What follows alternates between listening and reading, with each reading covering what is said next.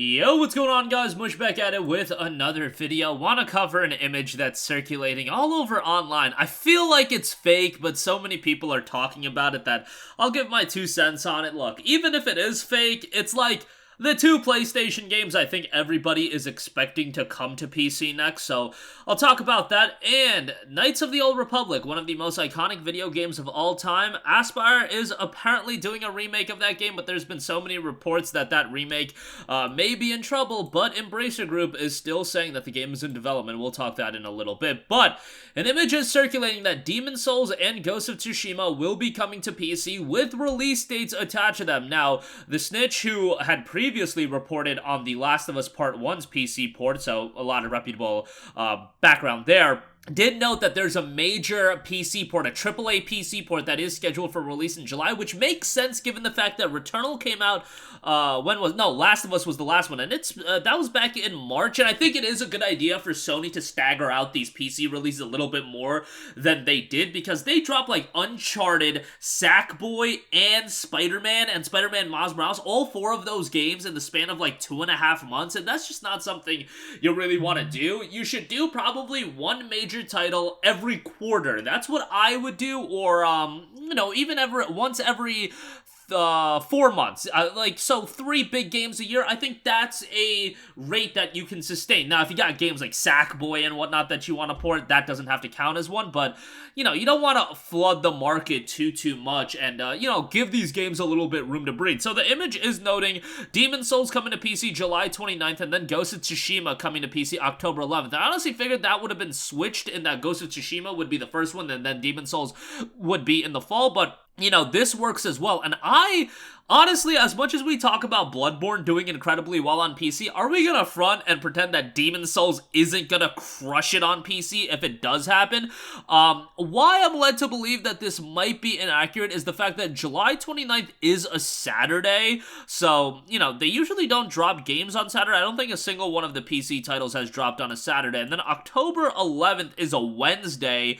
That is more likely. I've seen Wednesday game drops before, but a Saturday game drop is just something you don't typically see. I don't know why. I think Saturday game drops make all the sense in the world, but that just not something you see happen. It used to be only like Tuesday game drops, like games would just come out always on Tuesdays. Now it's changed where games will come out Tuesdays, Thursdays, Fridays. Those are the days that I see more often than not. But we'll see if Demon's Souls and Ghost of Tsushima, these dates do stick. I think these games will ultimately come to fruition. I just would have liked to Ratchet Rift Apart. I would have liked a Horizon Forbidden West, but Forbidden West probably is going to be early 24, so take that for what you will. Again, Demon's Souls, while the narrative has always been around Bloodborne, and maybe it's because Bloodborne also has that PlayStation aspect attached to it, where people want the game on PS5, where Demon's Souls already has a PS5 version. Of course, it was a launch game, and really the drawing launch game on the PS5. When it drops on PC, I see it doing, like, incredibly well. Like, I think Souls games in general are always just gonna do very, very well on PC. These games have just crushed it. And remember, Dark Souls didn't even start off as a PC title. It was something where people had to talk about it and wanting it on PC, and then they ultimately ported it on PC. It did very well, even though the port was lackluster back in like 2011 or 2012 when it initially dropped. But Demon's Souls obviously initially came out back in 2009, and it was only a PlayStation 3 game, and then it ultimately got this remake. But until the remake, like, that game was very, very difficult to play. It was going for expensive prices, and I think Demon's Souls, the OG PS3 copy, still goes for an expensive price if you want, like, the classic version of the game. Ghost of Tsushima, on the other hand, I am very curious with both of these games where they do price it. More so with Ghost of Tsushima. I think Demon's Souls, they're gonna get away with the $60 price tag just because it's Souls and people are gonna be super into it.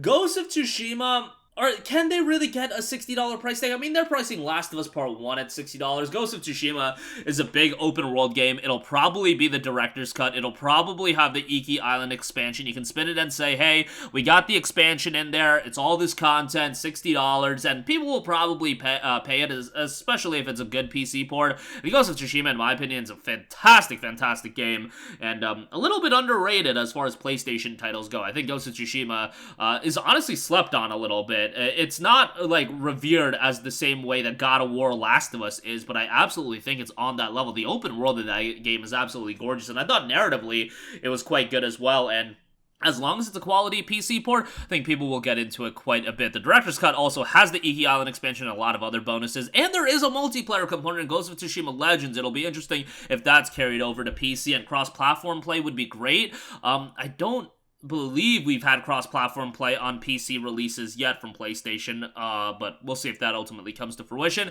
Again, take the dates with a grain of salt, July 29th and October 11th. Moving on from that, the Knights of the Old Republic remake, the end-of-the-year report published by the Embracer Group, and it does look like that KOTOR is still in development. Now, it does note that the game is in development as of May 24th, 2023. So, you know, I am losing a lot of faith on this, and that's why when so many people were excited about the Metal Gear Solid 3 remake, I'm like, guys, yes, we get the RE4 remakes of the world, and there's other good remakes that come out. Dead Space remake, those games ultimately come out.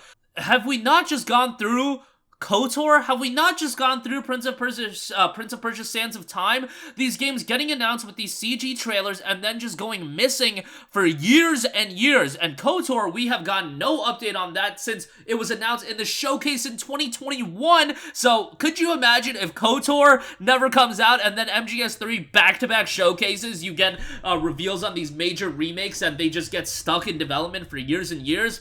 That's why I just go into, like, these CG trailer remake announcements with so much skepticism, and the report was that KOTOR's remake had a lot of trouble going on internally, and it's obviously a super iconic game. People loved KOTOR, but you play the game these days, and yeah, it could very much do with a remake, but as far as RPGs go, and decision-based RPGs, Knights of the Old Republic is absolutely tremendous, and a full-on remake for the game would be fantastic, but it's so hard to have faith these days in these games. It really seems like so many games these days, they get announced and then they're just stuck in dev hell for like 5, 6, 7, 8 years. Like, Lost Soul aside, that's a game I've been looking forward to for like 8 years now, and it's like, are we ever gonna play the game? I don't know. Prince of Persia Sands of Time remake, I would have loved to play that game. It's supposed to come out a couple years ago. That game's stuck in dev hell, or now it's in the conceptual phase, so we literally went backwards with that game.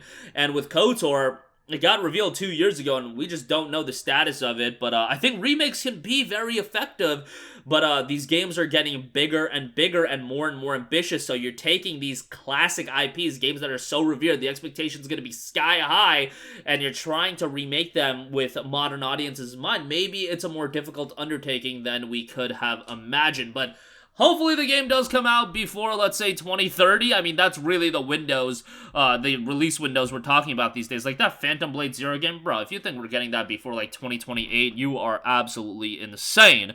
But nevertheless, that's going to do it for me. Demon's Souls remakes and Ghost of Tsushima may be the next PlayStation titles headed to PC. That would be incredibly exciting. And KOTOR remake looks like it's still in development. That's going to do it for me. Let me know all of your thoughts in the comments section down below. And as always, guys, thanks for watching, and I will catch you guys in the next one. Peace out. Hey, what's going on, guys? Mush here again. Hope you enjoyed the video. As you guys might know, YouTube's notification system is sometimes a little bit wonky, even if you're subscribed to the channel. Maybe you're not abundantly aware that I uploaded a video. To remedy that situation, make sure you hit the bell notification button. This way, whenever I upload a new video, and I try to upload as consistently as possible, you will be notified directly of the upload, and you can watch it as soon as it goes live. I would really appreciate it if you guys hit that button so you can stay up to date with all of the content I'm posting. But as always, guys, thanks for watching, and I'll catch you guys in the next one. Peace out.